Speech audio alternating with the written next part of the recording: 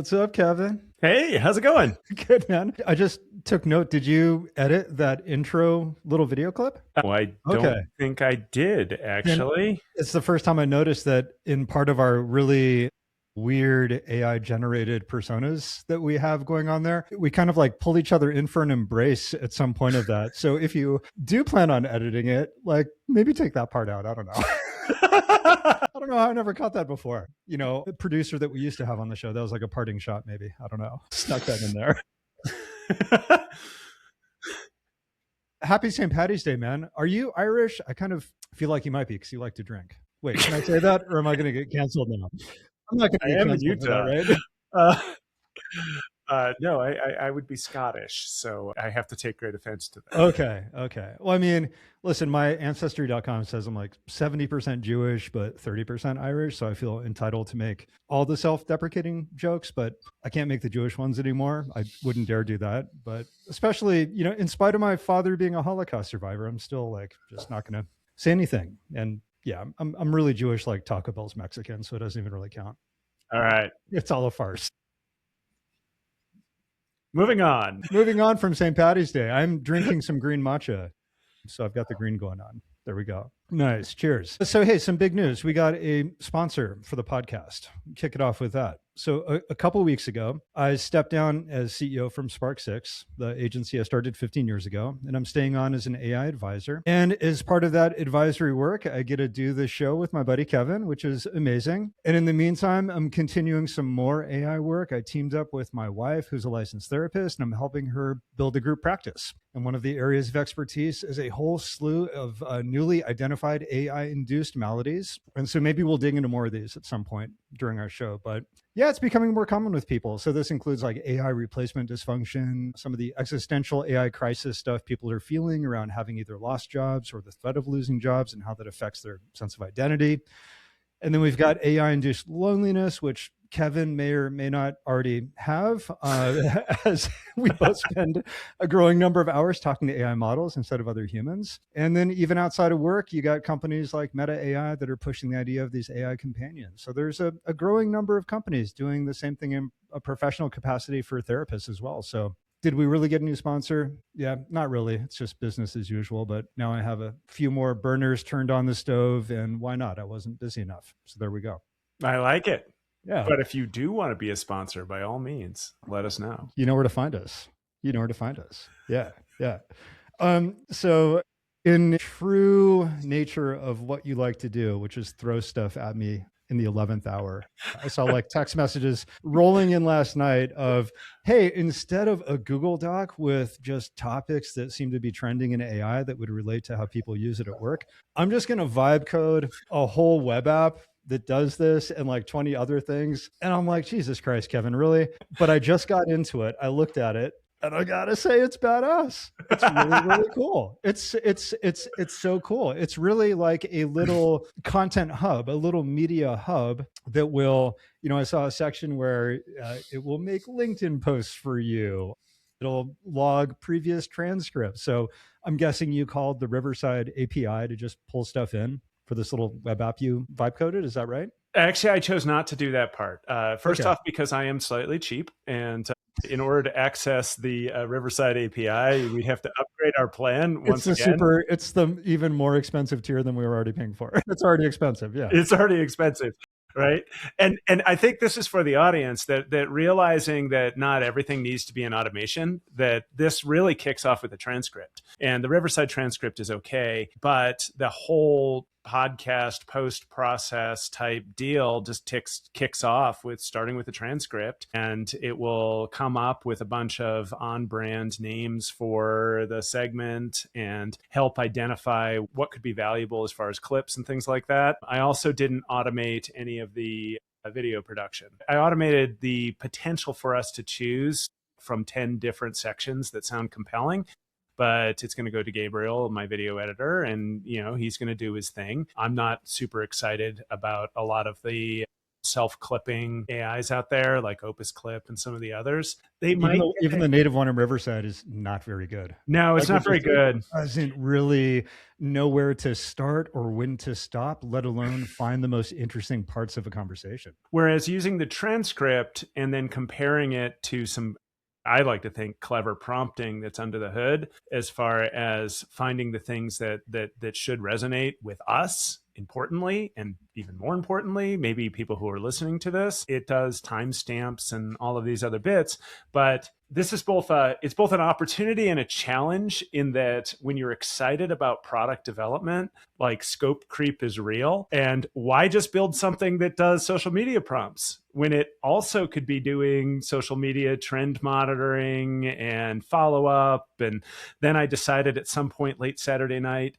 that I was going to build a RAG architecture around it such that during the call or during the recording, we now have a chatbot so we can ask it, hey, have I talked about this before recently? And it's going to come up with all of the different references of that. And it all works. It works great. It looks really cool. And I know that you can just go on forever and ever with this stuff, with adding different features. As I was even looking at the social media clip part of it, and it was writing, and I'm like, oh, Kevin used one of my MD files. I can see this formatting coming through in the model. It's so cool. And then based on a lot of the content production stuff that I've just created as projects inside of ClickUp, I'm like, oh, but what about this? And you could do this. So I already have a long list of features that you can add into this thing, which will be great. But I love that you're doing this. I'm on the other side of this right now. Like, I've actually held off on vibe coding a bunch of specific products to solve problems right now, because I know the slippery slope that you can easily fall down into when you're doing it. And I've gone on the other side and have been going just super deep on Claude Cowork and setting up a bunch of tasks that are just running on a cron. And as I've been doing this, I started thinking through what might be around the corner with a lot of these automations and how they work and how they learn. So I'm going to throw something at you. Hear me out. And I really want to get your feedback on this. And if you also see this going a similar direction, or if you're seeing stuff out there in the marketplace that's already doing this. Okay. So throwback in robotics, when I was doing this for 10 years, for a lot of applications, when we would walk into a factory floor and it'd be something simple like pick and place or mechanical assembly, the motion control programming really turned a corner at some point, and it got less about knowing how to code and more about physically moving these robots to one point in space and saying, okay, this is where you grab the thing and then you move it over here. Like say it's doing a palletizing application, right? This is where the first box goes in this pallet array. Now you grab it again off the conveyor belt and this is where the second box goes. And so you would build the whole motion control profile by just kind of showing it in physical space how this stuff would move around. And then as time went on, this just got more and more user friendly. And I saw a post on LinkedIn recently from a friend who's still working in that space, like 25 years later. And now this is all assisted with machine vision, which are kind of like the eyeballs for robots. They have little cameras on the robots and it's seeing the real world and can do things not only like here's where the object is, but is there a defect on it? Is the orientation the right way and everything else, right? So a while ago, I saw some AI assisted tool that I can't remember what it's called, but it was pretty cool. So you're familiar with Loom, right, Kevin? I think most people are, right? Screen recording, you can talk over it. The whole idea is you show somebody a process in a little video as opposed to just type out this long list of SOPs, right? I use it all the time. I love me some good SOPs. You've seen some of my SOPs. I get really into this, right? So this product, not too dissimilar from what I described with the robotics, would basically take the video of you and then turn it into that transcript, with which I had actually done with a custom GPT, so I wouldn't have to use yet another subscription. But I'm like, oh, I like the way this is going. So what I've been doing with Claude Cowork is there's a bunch of stuff out there in regards to workflows where, the APIs or tool calls or MCPs will get you what you need, right? And then through generative AI, you can get a ton more options. We've been doing this now for well over a year with tools like Zapier or Make or N8N, and calling these different LLMs to be able to then run some intelligence over these, just workflow automations that we have for the most part, right? but it doesn't work for everything. And personally, I have a bunch of browser-based workflows that don't require a high level of skill, just the initial knowledge. And when it's really just a lot of copying and pasting and moving pixels around the screen, after a bit of training, it is entry-level work. This isn't really, really tough work. So I've been using a Claude skill with the Claude Chrome extension and letting it take command of my browser. Full disclosure, I have like 4 of these running right now, and we're recording this, and I keep getting these pop-ups that Claude has your browser. So my apologies if things start breaking. But what I've been doing is feeding it some of these SOPs, connecting it to ClickUp with the tool call that it already has. So it's got access to all the source stuff, which could be, my Google Drive or even a drive on my a folder on my hard drive, and then just letting it go and do that task.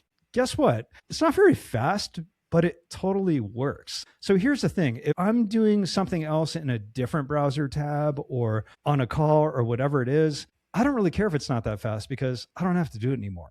And this is a huge unlock. So I'm just going to make the call right now. I think in the very near future, you're basically just going to press a button in one of these models and you're going to go do your job in your browser. And it's just going to record your workflow. And then you're going to hit save and you're going to say when you want to do this and how often do you want to do this. And it's just going to go to work. I think that's what we're about to step into, just seeing what I've seen in the last couple of weeks. What do you think about this? Okay, there was a lot there. There's a lot there, man. There was a lot there. There's a lot of word salad that just came out. Not word salad. There were a lot of different concepts, though, and I think we're going to do a disservice to our listeners if we don't break that down a little bit. Yeah. I definitely have some direct thoughts, though, but I think you need to break down what is Claude Cowork. What does it do? How is it different from Claude or other browser things? And how is it different from Claude Code? Yeah, you want me to do that or you want to do that? No, you want to do that. You're the Claude Cowork monster. So here's what's funny. It's really not that old, which means I haven't been using it that long. And when it first came out, everybody kind of described it as a kneecapped version of Claude Code. In other words, if you're not a developer, if you don't want to get into the terminal of your machine, you can still get some of the cool features that you would out of Claude Code, like making little apps or even big apps, really, by using Claude Cowork. Then shortly after they released that, they released a feature called Tasks, right? Didn't really know what Tasks could do. I actually first heard it from Kevin. Hey, did you see they released Tasks? What are these things? I'm like, I don't know. I'll dive in. So just through a conversation inside of here, and by the way, this is a desktop app that you download onto your Mac, right? So they're still not on Windows. Is that correct, Kevin? Like it's Mac don't only? know. You don't know. Okay. I think it's still only Mac. So you download this local software and you're running it and you've got a few tabs. One tab is just your regular chat, just like you'd have with Claude. You pick your model, you go to town. The other one is Cowork, where you can actually build some of these workflows or little apps. And the last tab is Claude Code. You just go right over and you just use Claude Code like you usually will. So where I think this got really interesting in Cowork was with tasks. And tasks you can think of as anything that you want to do that would call an external tool. And they've got tons and tons of these built in. We've talked a little bit on the show about OpenClaw and how you could give it access to files on your computer, and it may or may not just delete your whole inbox. It doesn't have a ton of guardrails. And the other thing is that because it's an open source project, people were putting in all these different skills and connectors into the library that weren't always validated. And sometimes they did bad things to your computer or your data. Whereas Anthropic, this is a much more guarded company. The connectors that you see on there actually are approved. The Chrome extension that I'm talking about to run inside one of these skills is actually an Anthropic extension. So I'm not just downloading a bunch of sketchy stuff. There is still risks, and you still have to click like, I understand that generative AI is weird and I'm giving it access to my hard drive and it may cause bad things to happen. But so far, it's been great. So back to these skills. We've talked a lot about workflow automations. So instead of connecting up a bunch of nodes in a big visual grid where I've got this trigger and then it takes this action and I have this output and I save it to this file, you would do it just like you would do anything else in generative AI. You have a conversation. You say, here's what I'd like to do. Every week I write a blog post and I draft it in ClickUp and it's in this workspace. but I've got to publish it on this site, and then I want it to go on Medium, and I want it to go on Substack, but I changed the formatting for these different platforms, and I want this metadata included for SEO. And you basically just have a conversation with all these random steps, and then it will ask you some questions to clarify, and then it suggests some tools for you to connect, and then it asks, well, how often would you like to do this? And you'll lock it all in, and then in your sidebar, you have this new task that it will run autonomously when you decide to do it, or you can just hit run and do it manually. And I've been doing this every day now for 10 days with some pretty complex tasks that took me a very long time. Some of these honestly would take me 2 hours a day, and it's now working while I do other work on my computer. So how was that for a quick rundown, Kevin? You probably just made it worse. Okay. I had a feeling halfway through I was making this even more complicated, and that you do a good job calling me out on it. All right. That's usually my job, to make things overcomplicated. So it's nice to hear that goes both ways. Sorry for stealing your thunder. We could talk about Claude Code. Okay, but let's walk through a concrete example here. So I've built this podcast tool thing, the app that's sitting on my screen at least, and downstream of it, it has posts for every channel, and that's pretty helpful. I can edit those posts, I can tweak them for voice, whatever. But right now, I basically have to manually post all of those. So if I built a functionality on it to get the posts down locally, because remember, Claude Code operates locally, I could create, or Claude Cowork, I could create a Claude Cowork task that looks in a certain folder for something like a blog post, a Medium post, or whatever it might be. And because Claude Cowork can control my browser, theoretically, it can take that file and it can post it on my behalf, as opposed to me needing to use Hootsuite or Socialmonials or one of these other things. Is that fair? Do you think that would be doable? That's fair. Here's where I would say that what this does is very different than any of those third-party tools that you referenced, because that was my go-to. I'm not trying to make things more complicated like you are with our whole show Vibe Code.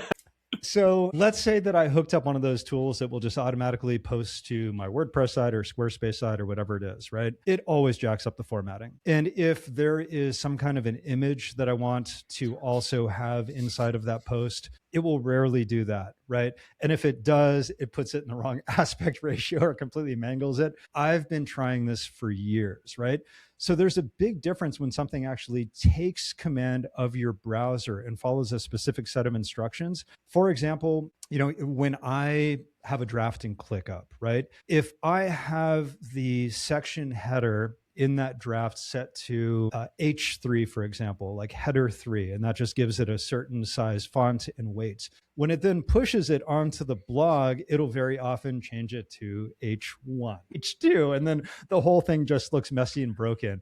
Or it'll put a bunch of double spaces in for some reason, right? So when you have a tool like this, you can say something as specific as, after you drop in all of the copy, make sure that every section header is at 3. Make sure there are no erroneous double spaces throughout the post. So you can do things like that. That's where that level of intelligence comes in that you can't do with these different API calls on different third-party tools, which for me is a game changer. I mean, because this is where you would have like some sort of administrative assistant or content manager camped on top of this whole thing, just babysitting these APIs to make sure that they didn't completely mangle the output of everything you're trying to publish. So for those listening at home, H1 and H2, that's SEO stuff. Sorry. Isn't it just copywriting stuff? I don't know. Is that really SEO stuff? I don't know. I think a lot of people might be flailing with that.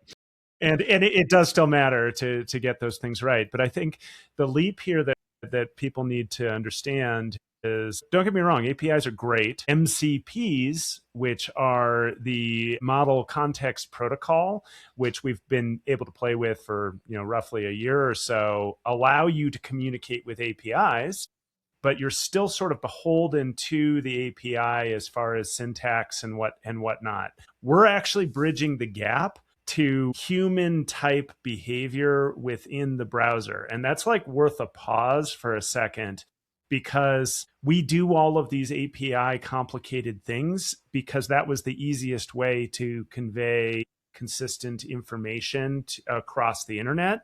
But meanwhile, all day long in our desktops, in our browsers, we're conveying all of this information.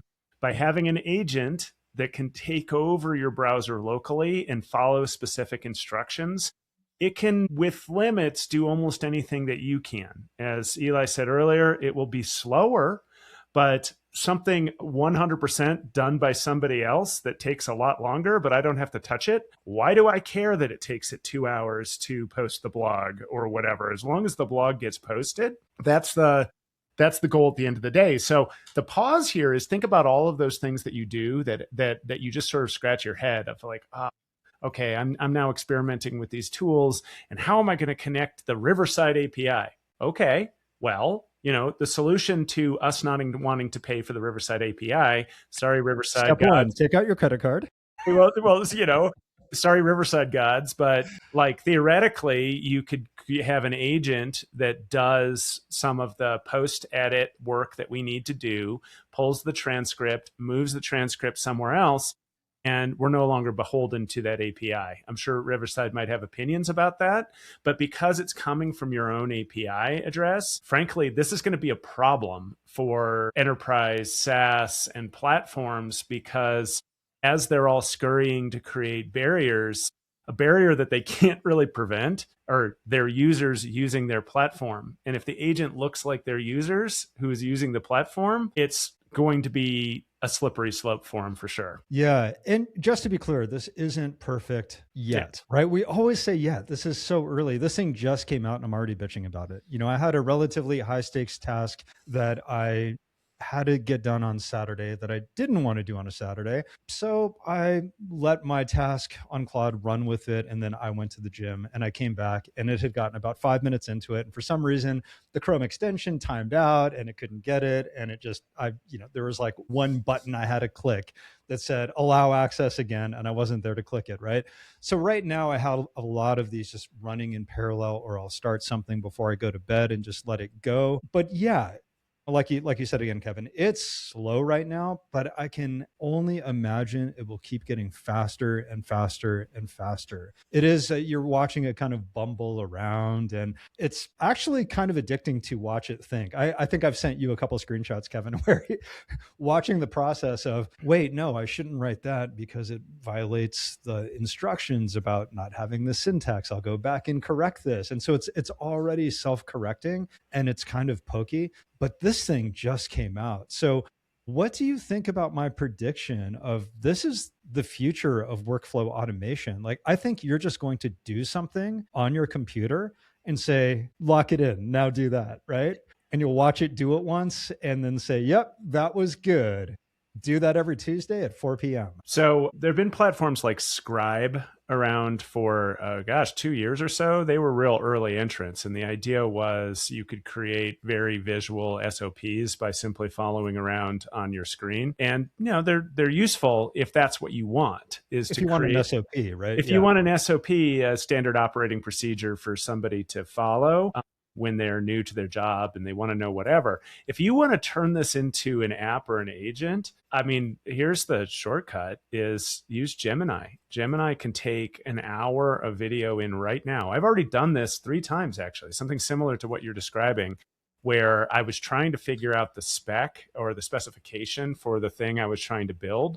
Mm-hmm. So I did a screen recording of on Loom, or no, not Loom, because I'm too cheap to pay for Pro Looms and you can't download it.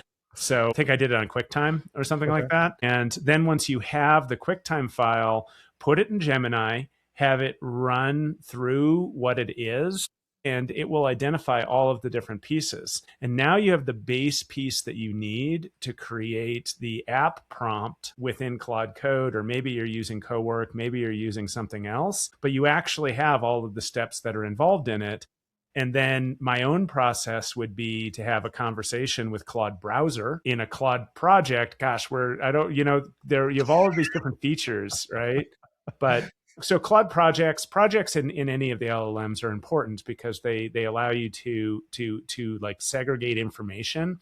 So I have a project that's just dedicated to vibe coding, and basically the same as a custom GPT for people. It is a little bit, it's different. I mean, same in spirit, right? Yeah, a repeatable set of instructions that you're saving to do a task. Yeah, but that's not, it is different. But So now I'm it's not, new. I'm not doing the same thing every time. So GPT has projects and it has custom GPTs. These are Right. different.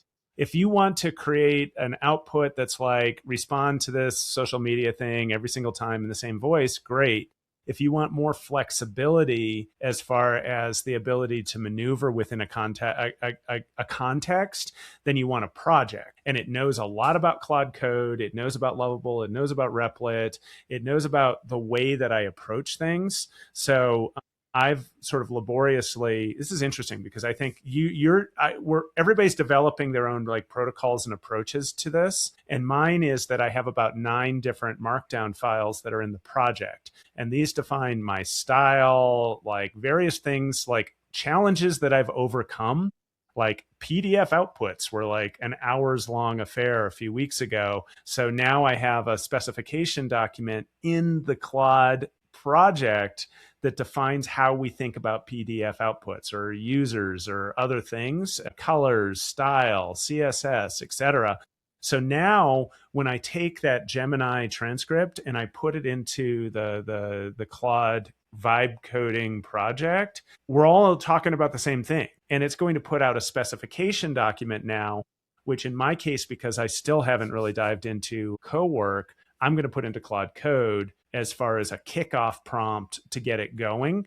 And I'm going to be a lot closer to the end result, having done all of that precursor work than I would have been a month ago. Yeah. So I would say the thing with Cowork and the tasks right now is that a lot of the things that you and many other people would jump to vibe coding, you can very likely do just as a task. You can do it as a task, right? You don't need a piece of standalone software to do that thing. And why do that? Well, it's probably going to be, not probably, it's definitely going to be a lot faster to set up, right? It just requires one set of instructions. And sometimes the instructions are so simple and it just figures out the rest that I'm pretty amazed. Whereas if you're vibe coding a solution for something, even if you've gotten pretty good at it, now, Kevin, I know you've spent quite a bit of time doing this stuff, you still have a code repo. You still have to deploy it.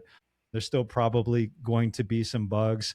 You're jumping around to a few different places to make this whole machine work. Whereas in Cowork with a task, you just have a series of tasks sitting in your sidebar. If you ever want to edit them, one of the really cool things about this is that just through that conversation that you have open, you can say something like, hey, last time I noticed that you didn't include this sign off. I really want to add that. And it says, sure, no problem.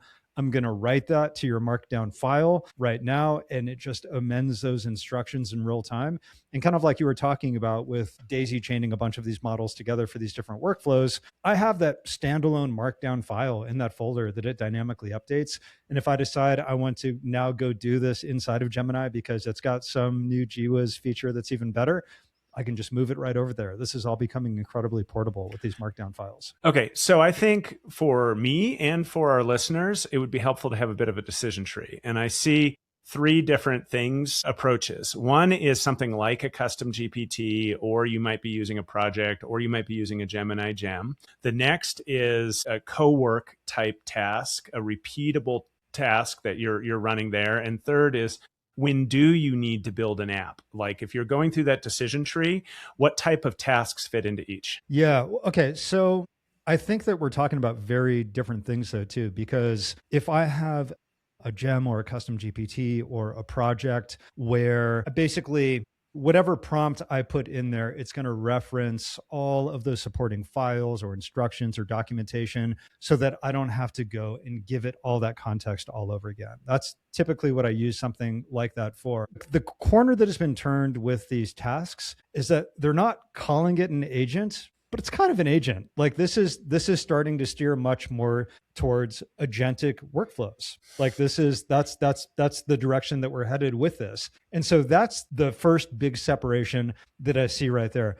One of them is very task-based. The other is I am kicking off a whole series of instructions that could be 5 steps, 10 steps, 100 steps. What do you think? I think you're still occluding issue of the decision tree. So as far as the types of things that end up on one of our listeners' desks, and they're thinking about how I'm going to solve this problem, there are certain parts of an app as far as having storage, having users, and do multiple people have to, okay, on my side, why do I spend all of this time in Claude Code? Usually I'm building something that needs to be accessed by my entire team in different ways for different clients, for different applications. Right then and there, it's better, in my opinion, to have some sort of stability there as far as people having access to do the things that they do in a consistent way versus having to take custom instructions and recreate them and copy them and all of these other pieces. Storage, would be one, access would be another, but go on. Like, as far as, we're both business owners. There are all of these different challenges that come our way. Like, do that triage. Yeah. So it's funny, while you're saying that, I was just wondering, can you actually share a task? Can you share it? Because this is all so new. If you have one of these team accounts with Anthropic and you set up these projects, you can share those with your team, right? I'm pretty sure that it's not giving me a straight answer, so we'll have to come back to that later. But I'm pretty sure you can also share tasks in the same way. But I totally get what you mean about if a piece of custom software, if you have a big team and you want everybody to not only have access to the same tools, but all of the same data that it's spitting out, regardless of what user happens to be on that tool, completely makes sense, right? So as far as just like a simple use case of where I might use a gem custom GPT or project versus one of these Cowork tasks would be, maybe I need to create the copy, right? Maybe I'm going to write a blog post and I have a project that has my examples of my writing styles, the formatting, my content pillars, all of that stuff, my voice, style guides, all that stuff is baked in that project, and it gets me a great draft, and I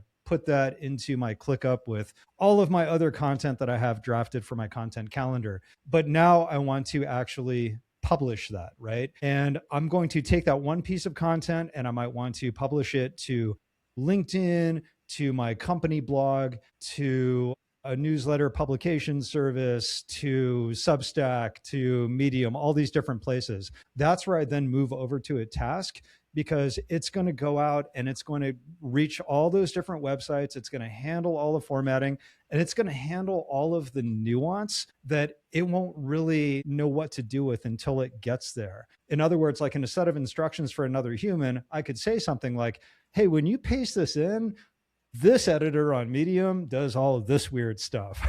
So you're going to have to delete all this empty space and justify everything left. And I don't know why, but it makes all this bold. So you got to put that in a regular typeface. So with a task, I can automate all that. I can do all that. It's basically making a set of decisions based on the outcome of the previous tasks that it completed in a big long chain. So that's one example between those two worlds where I would use one versus another. I mean, boy, is this it is a shift.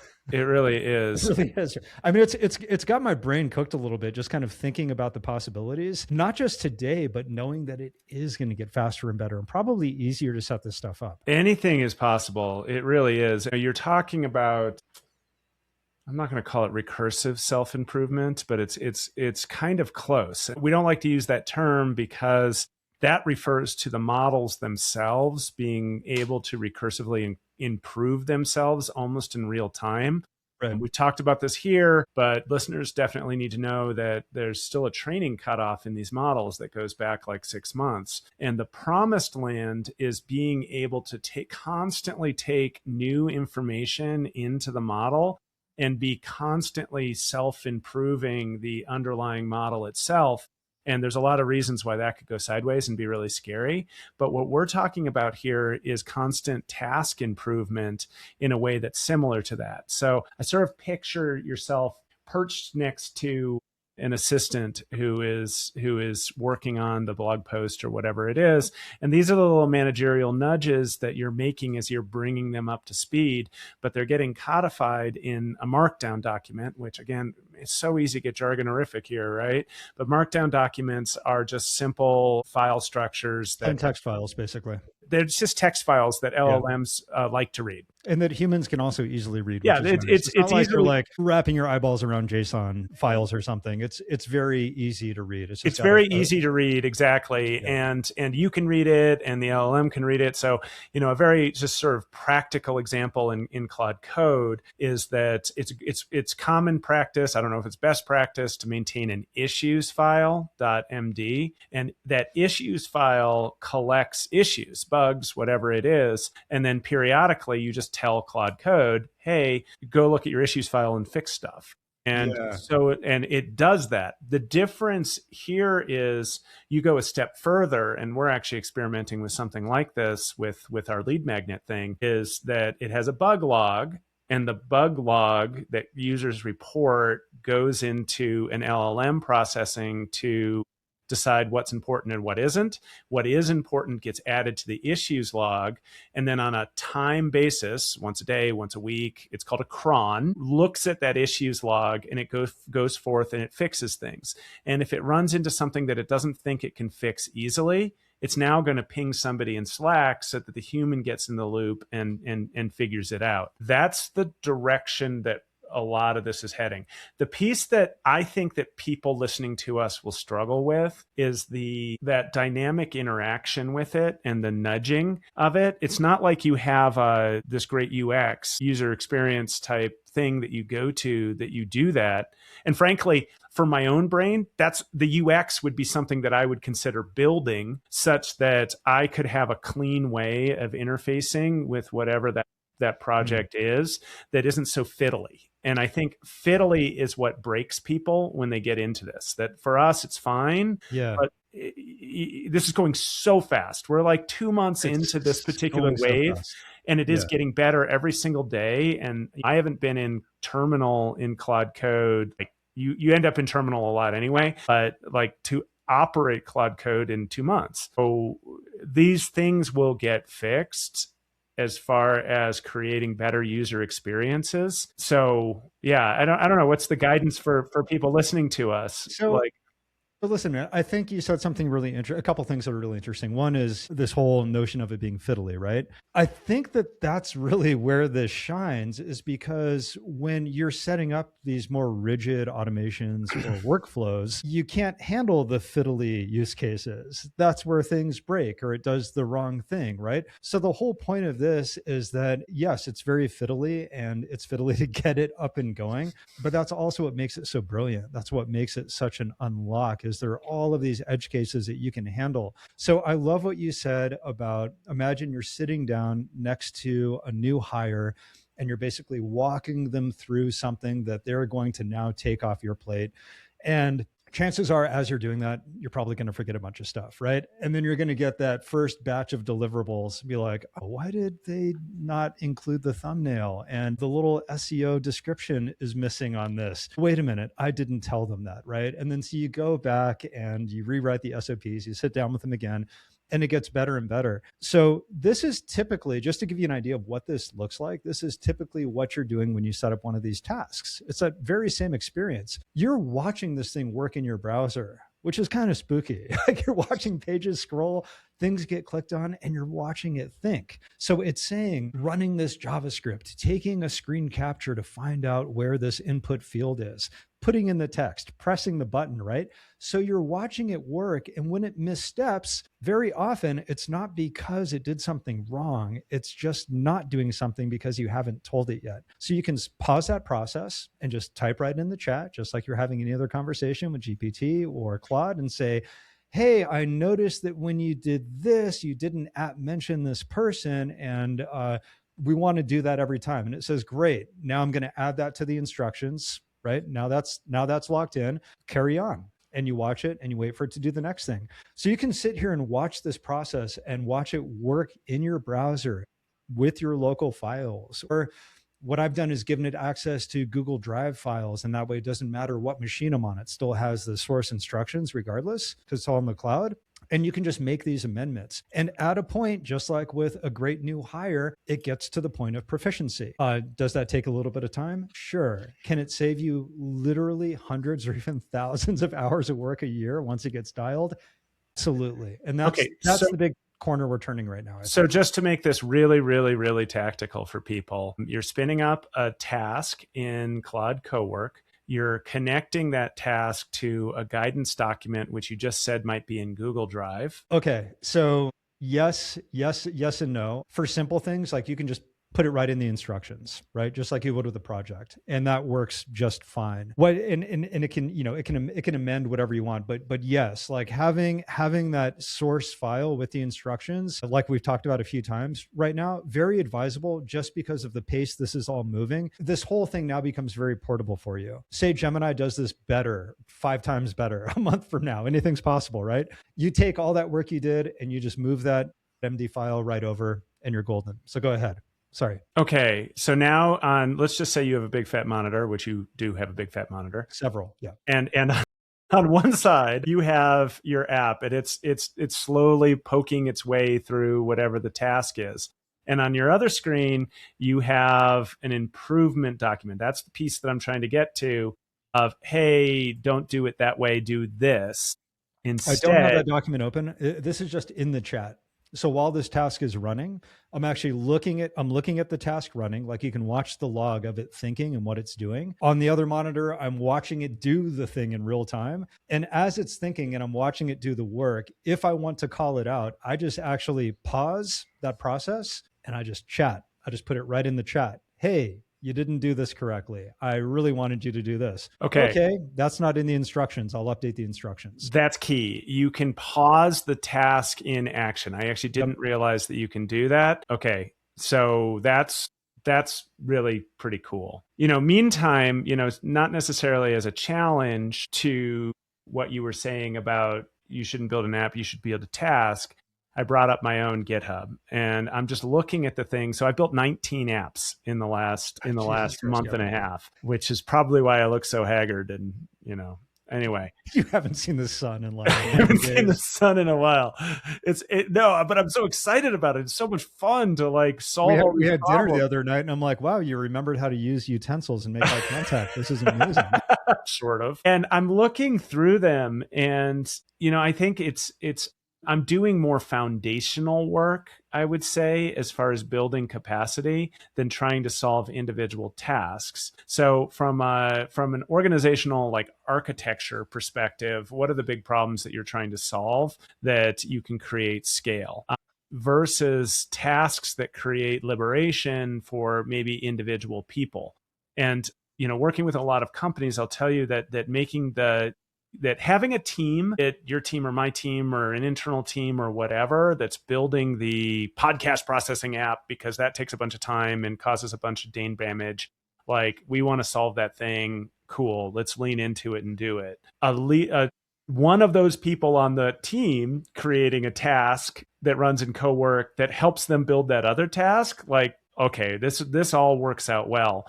Where it falls apart in a hurry is now you're going to go to Sally in accounting. And the Sally in accounting has a whole bunch of stuff that totally falls into this category that it can and should be automated. But Sally, although enthusiastic, knows nothing about like organizational security. Maybe she doesn't have access to the right documents. I mean, somebody important to me on my own team accidentally deleted 2 months of email because they connected it to Claude. Whoopsie. And oopsie. And it just like nuked 2 months of email. Like, this stuff needs that. It's pretty fragile, right? And I think where we're heading is that I'm not sure if Sally's ever going to actually do this. I think that you need an internal team who understands this stuff. You need a process to identify, like, and I don't want to add bureaucracy, but if you're an organization of like 200 people, like if you're an organization of 5 people, heck, everybody needs to be doing their thing, high level of trust, build things, yada, yada, yada. But if you're an organization of 200 people, there has to be some sort of a system in place that surfaces the right tasks that need to get solved by the right tool. And some of those are going to end up being like apps that would have never been possible to build internally before. Some of those will be these sort of tasks that are more commonly administered. And some of them are going to be things that are even hard to imagine right now. For sure. And boy, I'm trying to figure out how to delicately say this. Like I want to be kind, compassionate, and also the voice of reason. And Sally's in for it. Sally's just not going to have a job, because unless Sally really starts to get her arms around this technology and become that person in her department who can help set up these workflows and manage them, there's just not a reason going forward, especially as this stuff gets less expensive and faster and more reliable, for somebody to go through a process that might take 25 steps that may not always happen consistently very well. Like there could be errors or mistakes, and then be replaced with something that just does it on a certain day at a certain time and does it perfectly every time. It's very difficult to imagine a future where there would then be somebody saying, well, you know what? I don't need that. I'd rather pay 20 times more and have a Sally do that, not quite as reliably. That's just not going to be part of our future. And I'm not saying that I'm advocating replacing humans with AI, but this is one of those use cases after going back the last few weeks and watching this thing work and knowing that it's only a couple weeks old. It's not too difficult to connect the dots and just say, hey, this is it. It's time to put your head on a swivel, guys. You got to be looking out for this stuff. Like this is coming. This is coming. I go back and forth because you're right. It's the time scale under which you're right, and how fast that somebody starts paying attention to what Sally's doing. Because the reality is, I go into organizations all the time where we're picking on the hypothetical Sally, but Sally spends her life like in doing really repeatable, really boring stuff, but it gets done right. It gets done on time, and nobody really cares that it takes her 40 hours a week to do it because it's just a cog in the overall SG&A wheel. And it's going to dribble down through the organization. Well, and different types of organizations are going to think about it differently. Like an organization that's really leaning into this is going to be turning over rocks left, right, and center, trying to save everything they can, like transform themselves. But heck, man, I go into a lot of organizations that are very mature. They're very stable. They grow at a predictable rate, and they're just not interested in that. They don't care. They literally do not care that Sally costs them $75,000 a year and might be better deployed in another direction, because it's stable and it makes money and whatnot. And I think in a lot of cases, they're going to be fine, because if their fundamental business isn't necessarily going to be disrupted by this, and their competitors aren't going to like gain share because of whatever their barrier to entry is, that they probably won't adopt it. And this is part of why you're hearing there's this not phrase, but this idea that's going around about white collar workers being left behind in organizations that aren't embracing this. Because Sally's fine if she's sitting in that really stable organization and may very well play out her career there. But if that organization goes away and she doesn't have these skill sets, stepping into a new organization where she doesn't have these skill sets is going to be really problematic. I'm going to push back a little, just because I'm going to embrace the pathless path. I don't know what's going to happen. I mean, we really don't know what's going to happen, right? And when you talk about a $75,000 a year Sally, what you're really talking about is a $125,000 a year Sally, because Sally sits at a desk with equipment and has payroll taxes and health benefits and everything else, right? There is an additional cost for that line item for that employee, regardless of the company that Sally happens to be employed by. And if that company employs 100, 200, 1,000 Sallys, right? That starts to become meaningful. And I think it's a lot less about if that company happens to be protected or not protected with all of the things going on with AI right now in their specific vertical for that industry, and more about what are those competitors going to do with the 1,000 Sallys that they have. And all of a sudden they can afford to drop their service or product prices, be more competitive, or take that money and reallocate it to marketing spend, right? And outmarket their competitors. I think all of the answer is yes. I think all of these things are going to happen,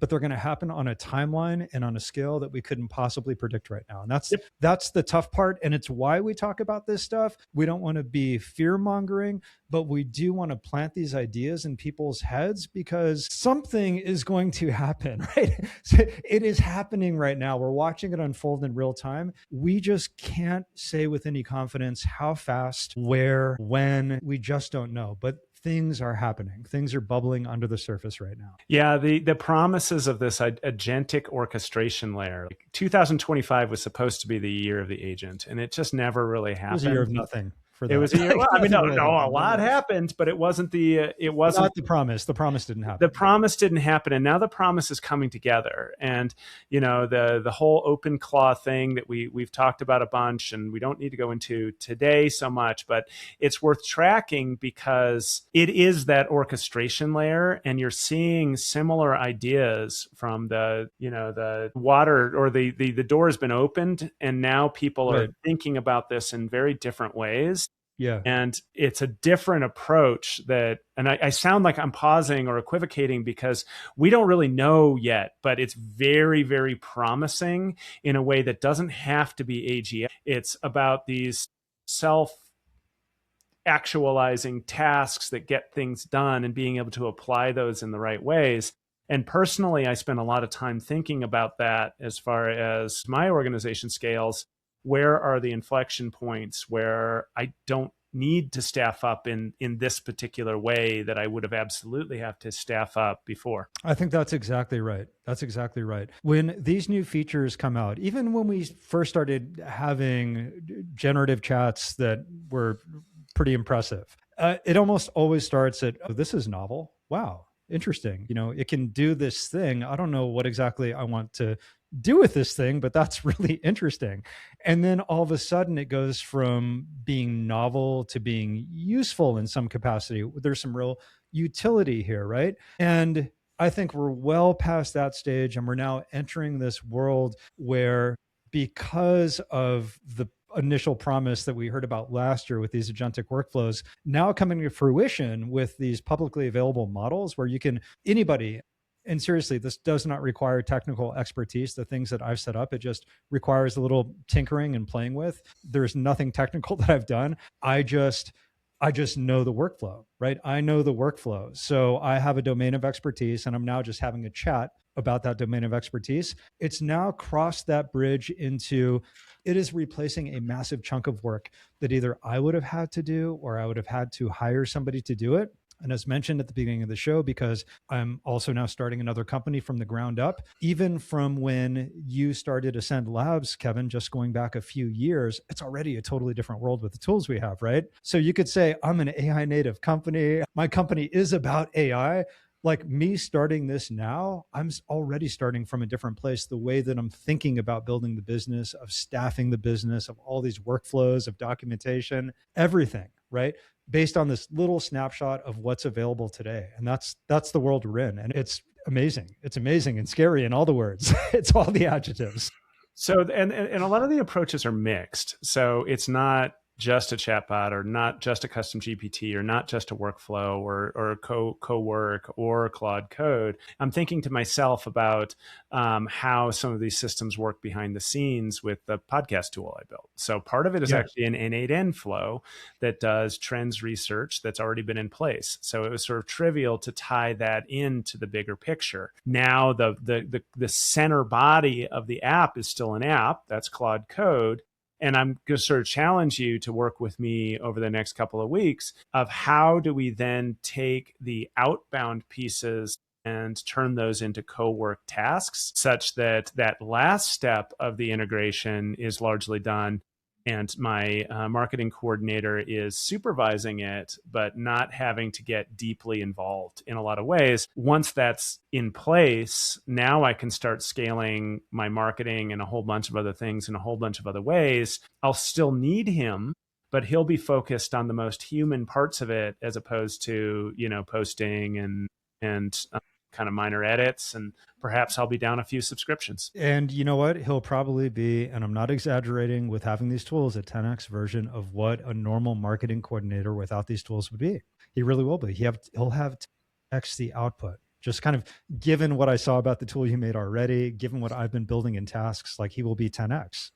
I think it's also worth mentioning, you went from the $20 a month subscription on Anthropic to the $100 a month subscription. Now you're at the $200 a month subscription. As you know, if you want to jump in and start playing with Cowork and start playing with these tasks, I'm telling you right now, on the $20 a month, you'll be donezo, like after building one of them. There are some inefficiencies here, right? You're always making trade-offs.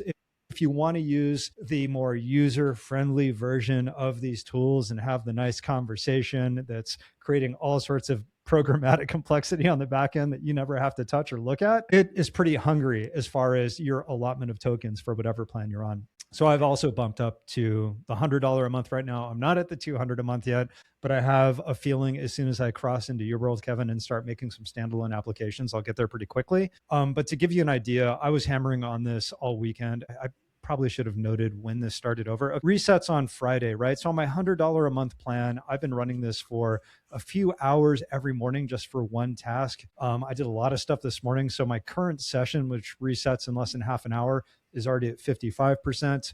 My weekly limit is at 16% right now, and we're recording this on a Tuesday. So I might be at that $200 a month as well, but it's so easy to get lost in thinking of this as just another SaaS subscription, right? We talk about this all the time, right? These can add up, all of these different SaaS products you have, but this is actually replacing human hours. More specifically, your human hours, your life hours of just pushing pixels around a screen. Is that worth $100, $200 a month? When you start really looking at the amount of time you can get back, it's a no-brainer.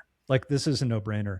And if you at the least haven't paid for one of the $20 subscriptions for one of these frontier models, you're missing out on a lot. You're not getting the same stuff as you do with the free tools. Great. I think on that, it's a good show. Right on the hour, bud. Right on the hour. Until next week, man. That's it. That's the pod.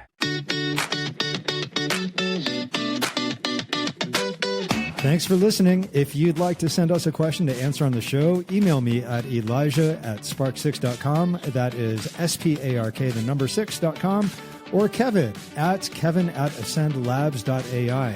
To learn more about AI strategy and training for your business, visit Kevin's company, Ascend AI Labs, at ascendlabs.ai. And to learn more about design and development of custom AI solutions, visit my agency at spark6.com. You can also sign up for my free newsletter, AI Framework Friday, by visiting spark6.com/newsletter.